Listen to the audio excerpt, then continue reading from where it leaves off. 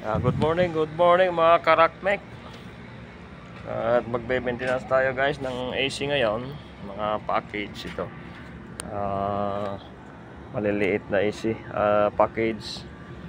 So i-deep cleaning natin ito guys. Tatanggalin natin, iangat natin tong top cover nito kasama yung cooling fan para malinis natin yung loob, para magandang magandang kanyang lamig. Yan.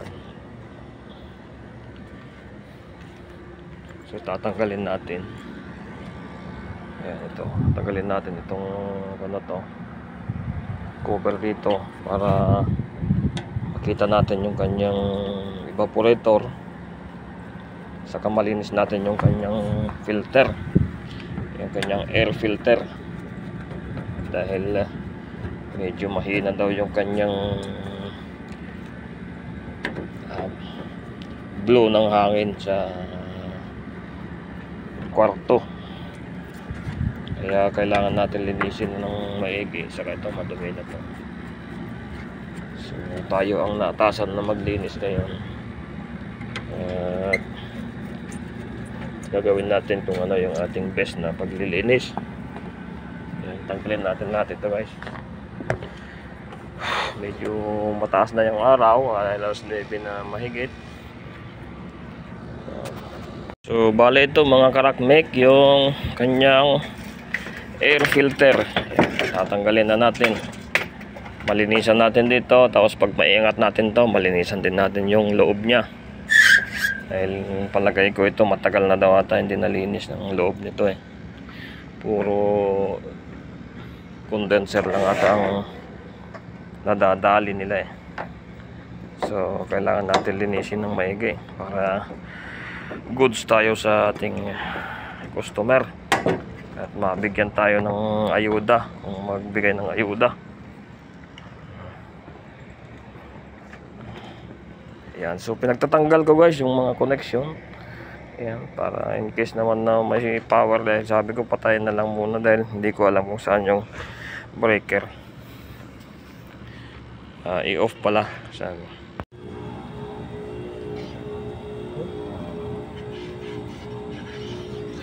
Kailangan balutan na natin itong motor. Ba't ganito yung motor nito? Ay, grabe ang dumi oh. Kamay na lang muna natin. Tanggal yung dumi. Mamaya na natin tubigan.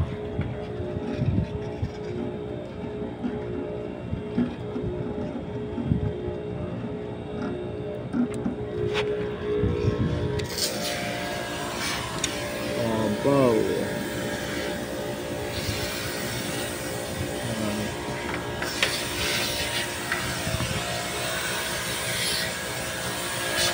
Lagyan natin ng masking tape ng motor para hindi pasukan ng tubig. Ayan mga karakmek, yan, unahin muna natin itong mga outer unit ng split unit na ating wall mounted. Ayan, lumang-luma na ito, classic pa ito, Zamil.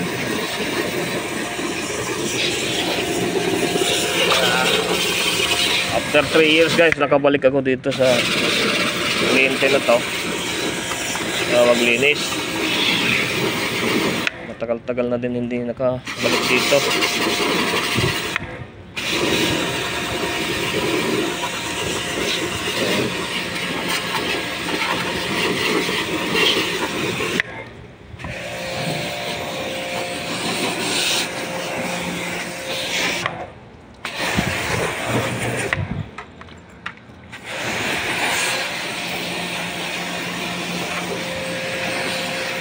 Ito, hindi naman masyadong madumi ito, bago to. Saka hindi naman papalinis natin ito. Ito lang mga luma.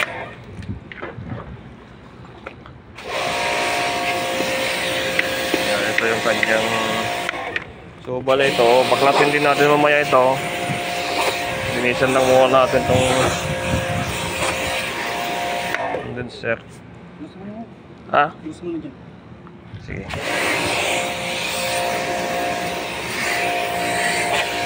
Yan, para mabawasan na yung malinisin.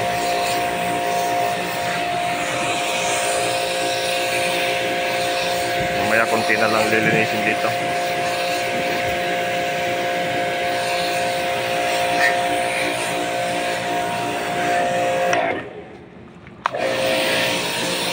Bale ito guys, lilinisin natin ito ng mga magandang paglinis. Yung deep cleaning natin. Ibabadan natin dito sa loob para lumambot yung lupa. Ayan. Ilagyan natin yung lupa para lumambot. Yan, no? Pwede na matamnan ng kamuting kahoy, oh.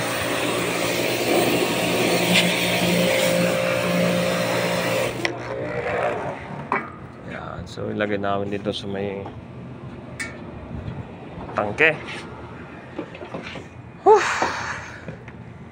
Yan guys, oh, napakadami. Hindi na makalabas yung kanyang tubig sa drain. Kaya nag-iipon ng tubig dito, oh. Hihigupin naman ng ating blower wheel. Ayan, papasok sa loob. Kaya sabi ng ating kliyente, nagkaka-moisture doon.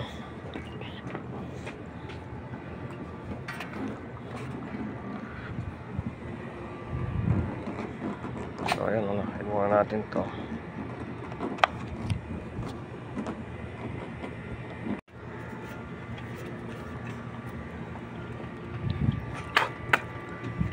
So ayun guys, yung aming nilinis nung nakaraan. Ayan, gumagana. Tawang-tawa si client natin dahil first time daw na gano'n ang paglinis.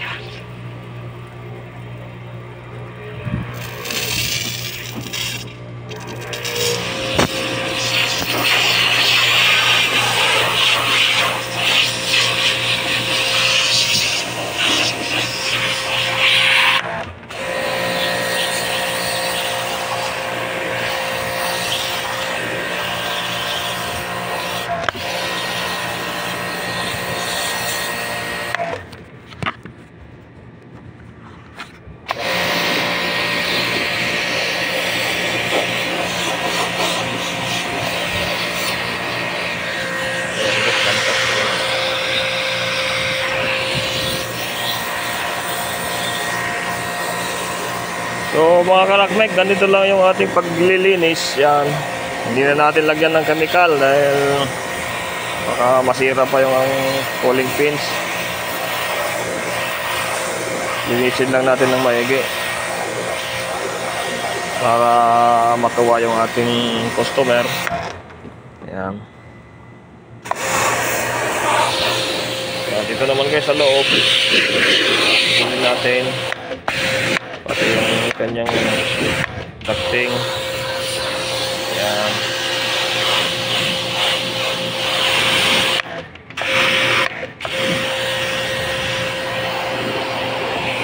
Saka yung drain guys, importante yung drain.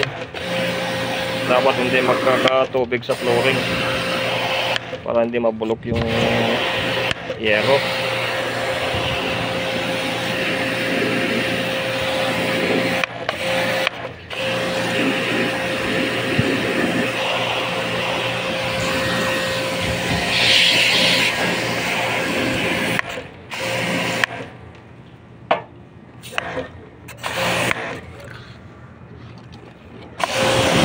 Saka yung kanyang blower wheel, linisin natin. Yan.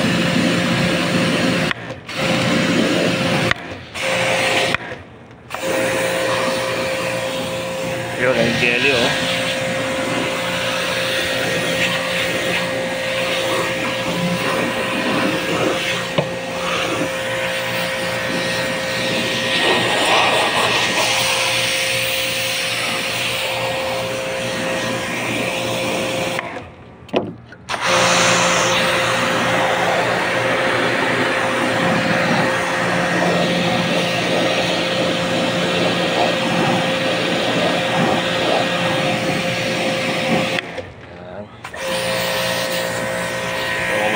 guys, tingnan ninyo yung hindi pa nalinis. Yan, brown na brown. Kaya yung lilinisin na natin ay matatanggal na yung alikabok. Ayan o. Ayan.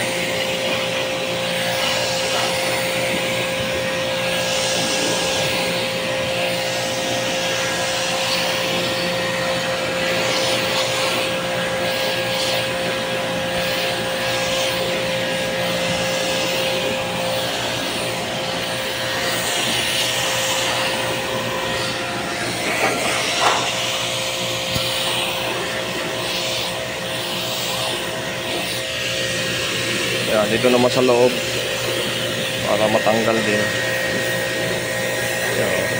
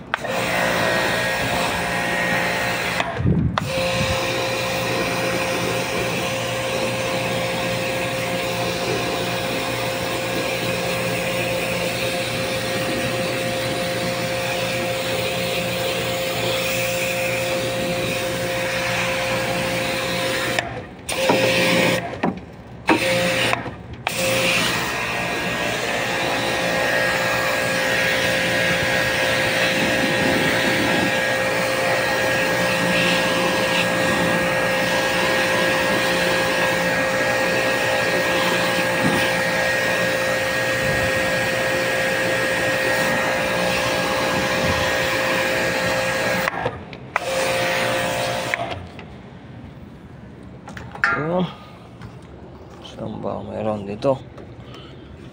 Dito naman, check natin yung masking tape natin kung hindi magtagos yung, dahil may butas-butas tong motor natin eh. Lilinisin natin kasi itong blower wheel nya eh.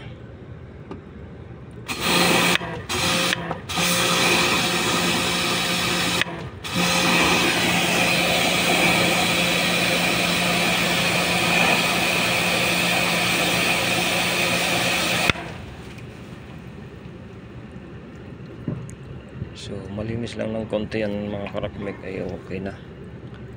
Hindi lang katulad dati na ano.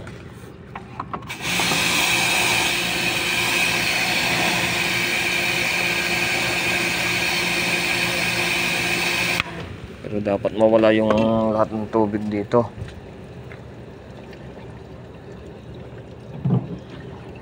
Para hindi tumalsik mamaya dyan sa motor. Tingnan nyo guys, ang dami po nyo.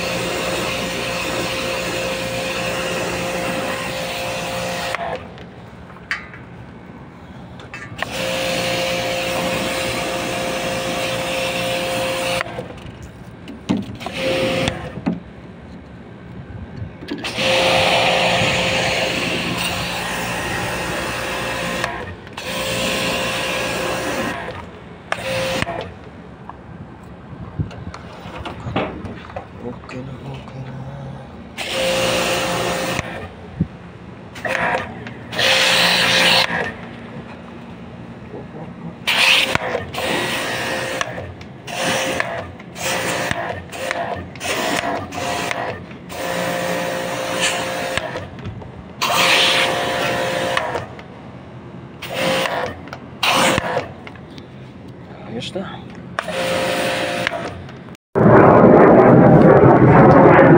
So yun mga karakmek, na linis na natin lahat yung tatlong package. Yan, ito yung pangalawa. Nalinis natin yung loob niyan. Saka blower wheel, ito yung una. Malinis na din ito yung pang-tatlo, yung malaki.